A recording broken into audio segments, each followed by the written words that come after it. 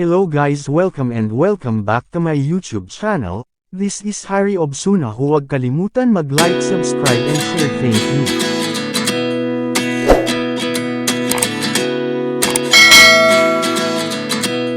Una mga idol, punta tayo sa ating profile Facebook. Meron tayong 495 followers mga idol. Balik tayo sa ating profile account mga idol. Pindutin natin ang friend request. Ayan mga idol, pili kayo ng mga Pinoy na gusto ninyong maging friend or followers. Dapat mga idol, bago kayo mag-add friend, tingnan muna ninyo ang dashboard nila kung naka-open.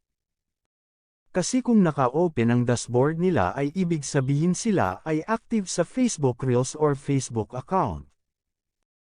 Tapos mga idol, ganun lang ang gawin ninyo hanggat makarami kayo.